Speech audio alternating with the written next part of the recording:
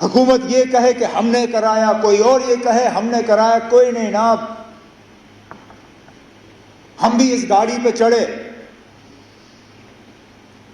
हमने इस गाड़ी पे सवारी की,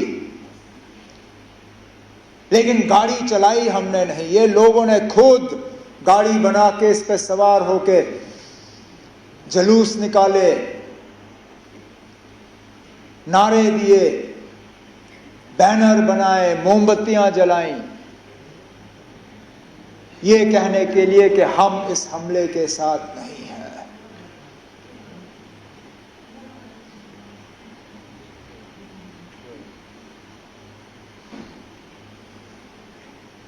मिलिटेंसी, टेरर, दहशत, आतंकवाद, इसका खात्मा तब होगा जब लोग हमारे साथ होंगे। और ये स्पीकर साहब उस मौके की शुरुआत है।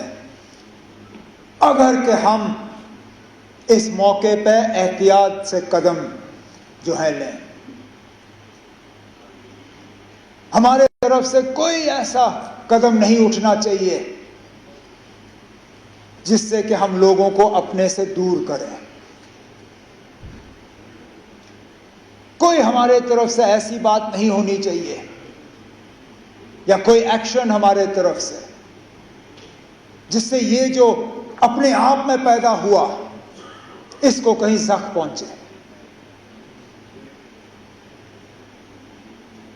क्योंकि सही कहा सजाद ने, हम बंदूक के जरिए मिलिटेंसी को कंट्रोल कर सकते हैं, उसको खत्म नहीं कर सकते। खत्म तब होगा जब लोग हमारे साथ होंगे। और आज लगता है कि लोग अब वहां तक पहुंच रहे हैं। स्पीकर साहब, मस्जिदों में जुमा नमाज से पहले 2-2 मिनट की खामोशी इख्तियार की गई। जामा मस्जिद श्रीनगर, ये शायद बाकी मुल्क में लोग इतना इस चीज को समझेंगे नहीं। आप और मैं समझते हैं ना। हम समझते हैं किसी हमले के बाद उस मस्जिद में 2 मिनट की खामोशी का मतलब क्या है।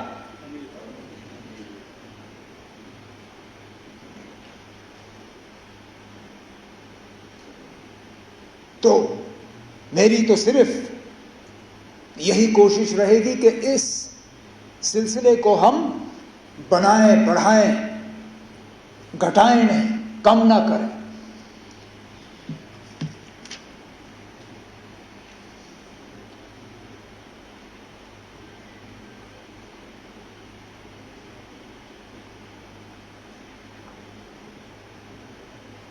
हाफतनार के उस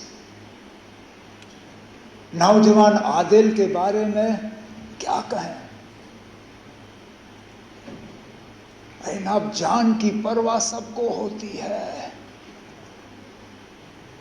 लेकिन अपनी जान की फिक्र ना करते हुए टूरिस्टों को, अपने मेहमानों को बचाने के लिए वो अपनी जान की कुर्बानी दे गया।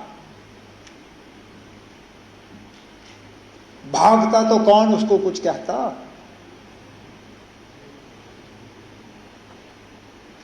भागने के बजाय खतरे की तरफ गया। इस तरह के और मिसाल हैं जिनके बारे में आज हम सुनना शुरू कर रहे हैं। जो टूरिस्ट वहां से निकले, उन्होंने अब जिक्र करना शुरू किया। किसी एक ने वहां लोकल पोनी वाले को कहा कि मेरी बीवी और बच्चे को ले जाओ, इनको बचाओ, मुझे यहां छोड़ दो। और उसने कहा, मैं ना आपकी बीवी को कुछ होने दूंगा, ना आपके बच्चे को कुछ होने दूंगा, ना आपको कुछ होने दूंगा। इनको कुछ होने से पहले इनको मेरे ऊपर से गुजरना होगा। और छुपा के उनको सलामत रखा। जख्मियों को अपने कंधों पे पहाड़ से नीचे उतार के अस्पताल, एम्बुलेंस तक पहुंचाया।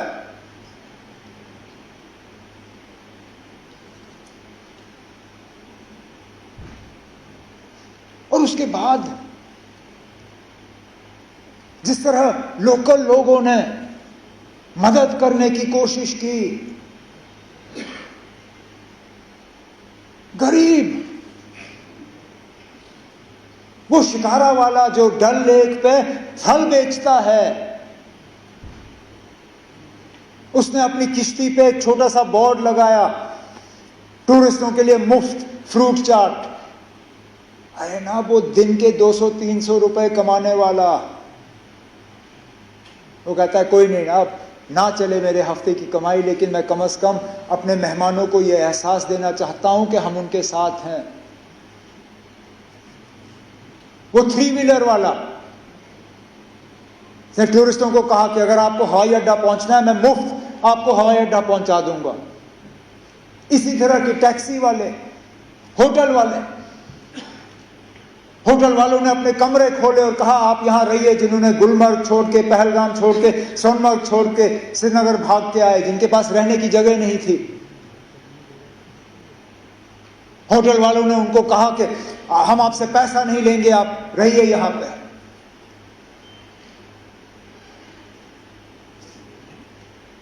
मैं सलाम करता हूं, यही है हमारी मेहमान नवाजी। उसके साथ साथ उनका शुक्रिया करता हूं कि उन्होंने ये किया। जम्मू कश्मीर के बाहर हमारे कुछ स्टूडेंट्स, हमारे कुछ रहने वालों को कुछ जगहों पे तकलीफ हुई, उससे कौन इनकार कर सकता है।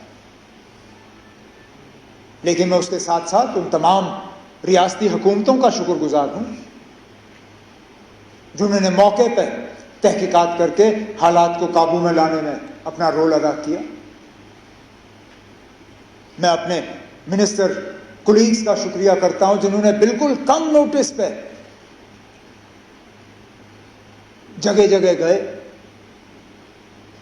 कोई शिमला, कोई लखनऊ, कोई देहरादून, कोई बंबई, कोई चंडीगढ़। वहां की हुकूमतों का मैं शुक्रिया करूंगा कि इनसे मिलने के बाद इन्होंने मीटिंगें ऑर्गेनाइज की। हम अपने तरफ से एक सिस्टम जो है वो तैयार करना चाहते हैं, सोशल मीडिया और व्हाट्सएप वगैरह का इस्तेमाल करते हुए, ताकि एक नोडल पॉइंट हमें मिले। हम तो चाहेंगे कि इस तरह के हालात ना हो, लेकिन इक्का दुक्का अगर कहीं हो जाए तो बच्चों के पास, दूसरों के पास एक जगह होनी चाहिए जहां पे वो इन चीज़ों को दर्ज कर सकें। उसके लिए हम तैयारी कर रहे हैं।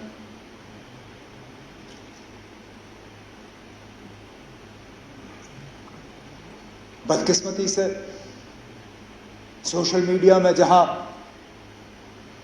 90% खबरें जो है वो सही होती हैं, 10% वो भी लोग हैं जो झूठी खबर फैलाने की कोशिश करते हैं। मैं उन्हें कहना चाहता हूं कि अपनी हरकतों से बाज आओ। जब ये लोग झूठी खबरें फैलाते हैं तो जिन पे असली ये मुश्किल का जो इनको सामना करना पड़ता है, उनको भी फिर जो है इस झूठी खबर का खमियाजा भुगतना पड़ता है। तो हम इन झूठी खबरों को बर्दाश्त नहीं करेंगे, ये मैं उनको वार्न करना चाहता हूं।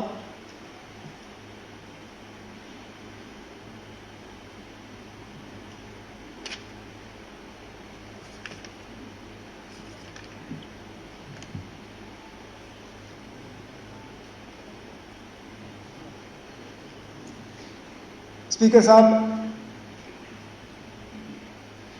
जम्मू कश्मीर की सिक्योरिटी जम्मू कश्मीर के इलेक्टेड हुकूमत की फिलहाल जिम्मेदारी नहीं है,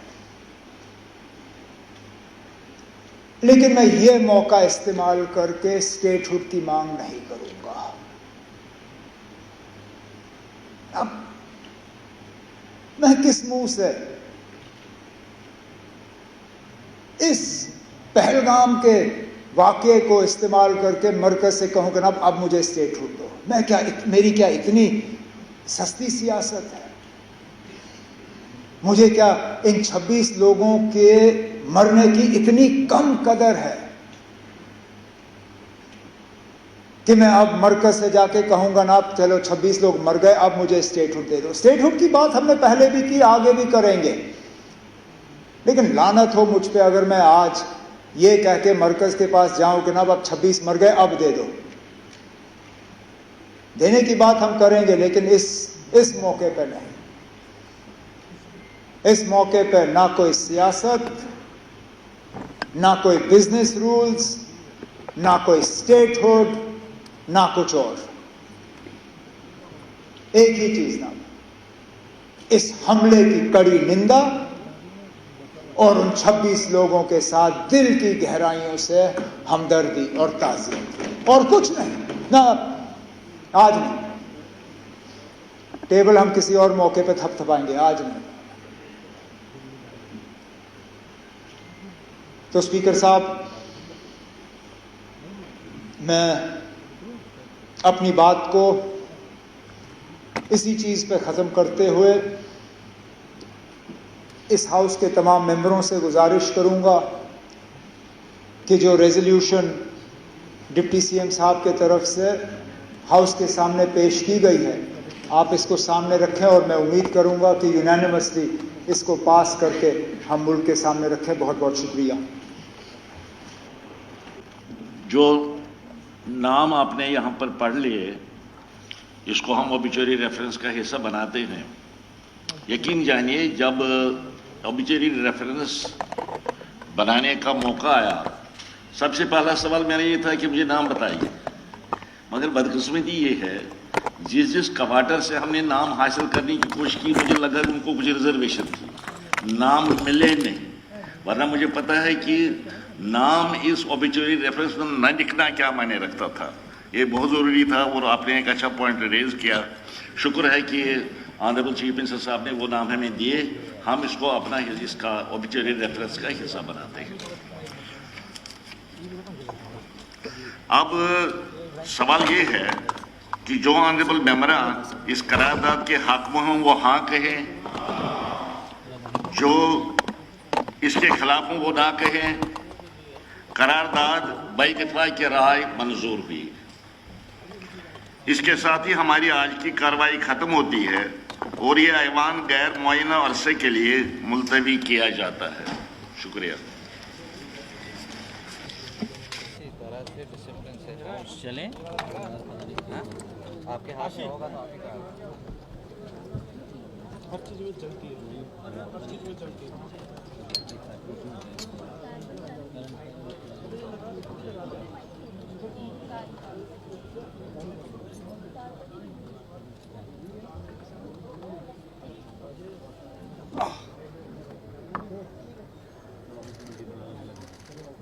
यहाँ पे नेट दे रहा है।